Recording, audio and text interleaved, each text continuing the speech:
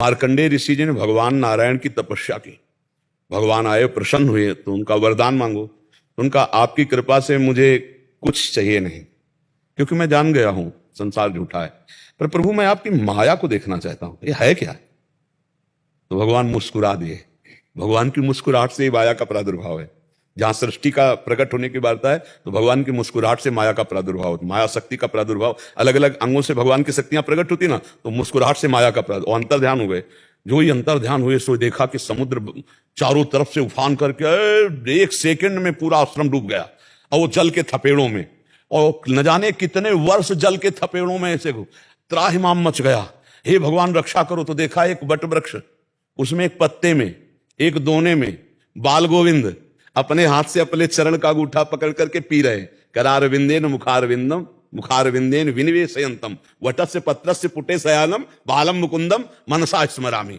उस रूप को देखा तो उनको तसल्ली हुई, क्योंकि भगवान के भक्त थे। भगवान हंस दिए, फिर हाय से उनके मुख में चले गए, उनके पेट में गए तो देखा वही महाप्रलय चल रही। कितने कल्प तक घूमे, इसके बाद एकदम विकल हुए, कहा भगवान रक्षा करो।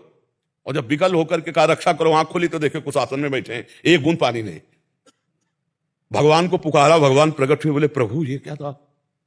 पानी तो एक बूंद नहीं, हम महाप्रलय के जल में। बोले यही मेरी माया है। बोले प्रभु कभी जिंदगी में मत दिखा लो हमारी हालत कराओ माया का। और एक बात, एक दिन सुदामा जी दोस्त है ना, गले में हाथ डाले समुद्र स्नान के लिए गए। सुदामा जी ने कहा कन्हैया हमारी माया बड़ी विचित्र, क्या है यार माया, हमको माया दिखाओ। बोले चलो पहले समुद्र स्नान कर लेते। फिर जो इस समुद्र में डुबकी मारी, तो सुदामा जी एक राज्य में पहुंच गए।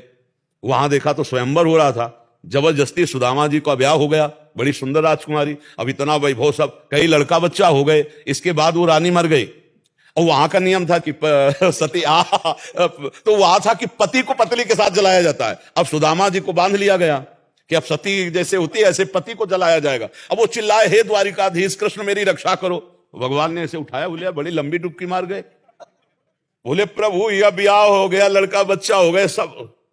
बोले ये प्रभु, बोले यही तो बात कुछ नहीं, पूरा नगर हो गया, विवाह हो गया, लड़का बच्चा हो गए, और सब कहानी बन गई, और कुछ नहीं, केवल डुबकी मारे थे, कुछ नहीं, केवल आसन में बैठे थे, महाप्रलय का दर्शन कर लिया। मार्कंडेय ऋषि ने पढ़ के देख लिया, कुछ नहीं भाई, यही खेल, यही बात समझ ना, हम न तुम दफ्तर गुम, हम न तुम कुछ नहीं है, ये स्वप्न चल रहा है, और जब जगोगे तो तुम ही तुम होगे, हम नहीं होंगे, हम भी तुम हैं और तुम भी हम हो।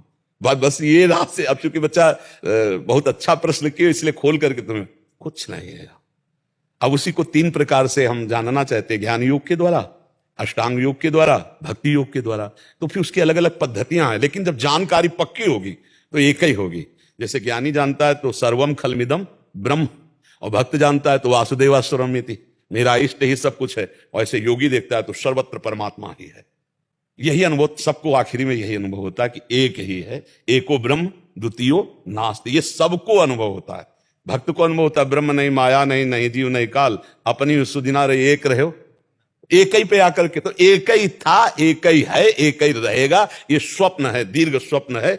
अगर इसको जान जाए तो फिर सब कुछ बात बन गई। जानने के लिए हमें मानवदेह मिला, संत समागम मिला है, बहुत अच्छा है। हम इसलिए प्रसन्न है कि नवयुवक होकर आप अध्यात्म दर्शन की तरफ बढ़ रहे हो। भगवान बुद्धि शुद्ध करें और आगे बढ़ो, इसका लाभ लो। मनुष्य जीवन का लाभ यही, नहीं तो नवीन अवस्था में विषयों में लोग भ्रमित होकर अपने जीवन को नष्ट कर देते।